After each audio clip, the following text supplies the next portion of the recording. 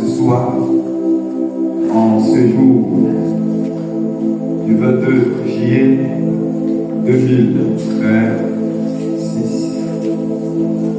Nous voici encore devant le Seigneur pour prier et pour invoquer le nom de notre Seigneur et Sauveur, Jésus.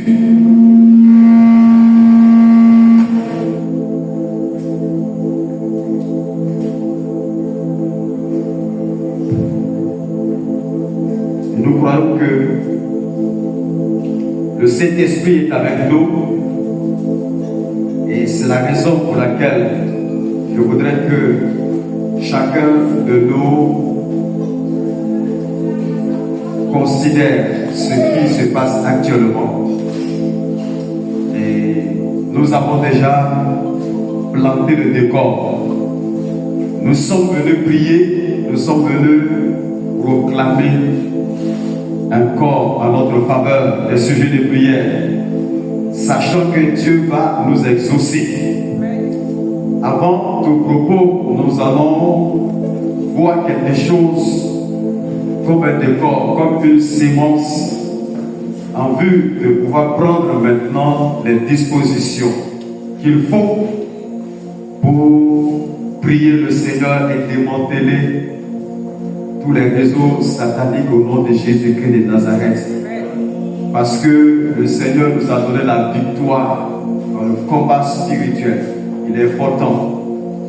C'est la raison pour laquelle ce printemps de prière consiste à savoir, lorsqu'on parle du printemps, ça parle de la première saison d'une chose, d'un temps.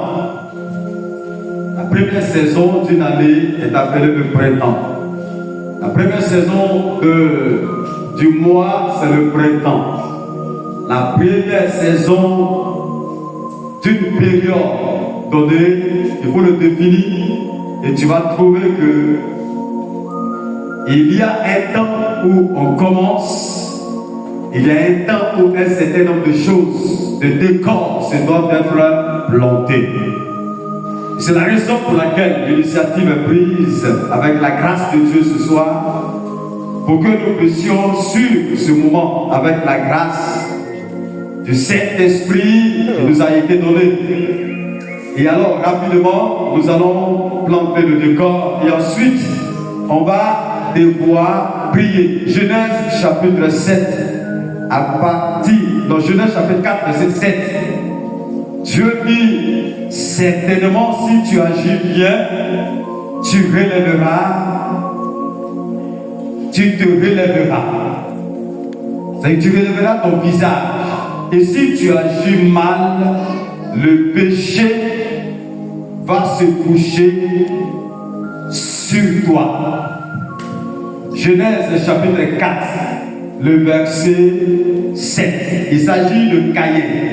Lorsqu'il a péché contre Dieu en tuant son frère Abel et que Dieu l'a interpellé et il a dit, est-ce que je suis le gardien de mon frère? Et dans ce passage particulièrement il dit, Dieu dit certainement si tu agis bien, tu relèveras ton visage. Et si tu agis mal, alors c'est que le péché se couchera à ta porte. Et ses désirs se porteront sur toi. Mais tu dois faire tout possible pour dominer sur le péché. Mais toi, domine sur le péché. Pourquoi il est question de la porte ici? Il est question de la porte tout simplement parce que ce n'est pas au sens propre du terme, mais c'est au sens figuré. Pour comprendre que ici, Dieu dit à Caïn, si tu agis mal, tu vas relever ton visage. Et si tu agis bien, tu relèveras ton visage. Mais si tu agis mal, le péché va se coucher à ta porte. C'est-à-dire que tu dois tout faire. Et toi, et ses désirs se porteront sur toi. Mais toi, domine sur lui. Voici le verset complet. Certainement, si tu agis bien, tu relèveras ton visage. Et si tu agis mal, le péché se couche à ta porte.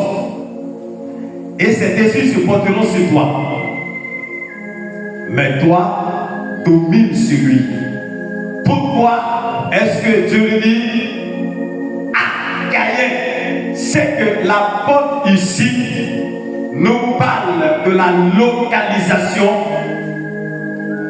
nous parle d'un lieu où on peut localiser un certain nombre de choses. Et ici, il s'agit de la localisation, du lieu où le péché passe pour détruire, pour investir de son autorité, pour séduire. Et la porte ici, c'est la porte de péché. Ce n'est pas la porte ordinaire, ouverte ou fermée. Non, une porte de péché, lorsque la porte est ouverte, le péché va rentrer. Et pour que le péché n'ait pas accès, il va falloir corriger la faute et faire en sorte que l'ennemi ne passe pas par là. L'une des portes, l'expression des portes, ça veut dire que c'est l'accès, c'est la voie par laquelle on passe pour atteindre une chose, pour rentrer dans une maison, pour rentrer dans la vie d'un homme, pour rentrer dans un village, pour rentrer dans un pays, il y a une porte. Et l'expression porte parle de la localité, de la voie, de la zone où on accède, on possède pour pouvoir arriver quelque part.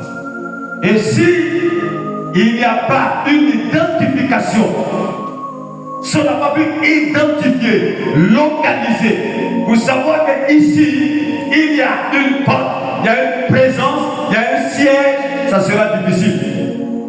Donc la porte est comme un siège, la porte comme un endroit où l'ennemi se sert, il réside, où il possède, où il a un certain nombre d'équipes qu'il dispose en vue de mener ce combat et de le réussir.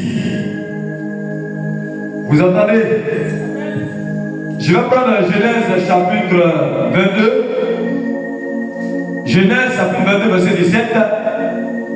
Il a dit, je te bénirai et je multiplierai ta postérité comme les étoiles du ciel et comme le sable qui est sur le bord de la mer. Et ta postérité possédera la porte de ses ennemis. Quelle est cette expression? La porte de tes ennemis. Ce n'est pas la porte battante, ce n'est pas la porte qu'on voit physiquement. Non, mais c'est une autre porte spirituelle, là où ton ennemi passe pour t'avoir, là où ton ennemi se dispose, là où ton ennemi siège en vue de se préparer pour t'atteindre, là où ton ennemi dispose tout son plan de renseignement, d'équipement pour pouvoir maintenant arriver vers toi. C'est une porte. Là, c'est Dieu qui parle à Abraham. Il dit à Abraham, lorsque Abraham est allé offrir Isaac sur le mont Moriah, Dieu se révèle à lui et Dieu lui donne une révélation puissante à Abraham. Genèse 22. Pour lui dire que tes enfants, ta postérité va posséder la porte de ses ennemis. C'est-à-dire, la porte de tes ennemis, ça veut dire que tu réussis à prendre tout ce qui est les stratèges de l'ennemi. C'est-à-dire que quand on est stratège, de tout son plan de stratégie là, tu arrives à pouvoir retrouver les informations exactes et de ne pas prier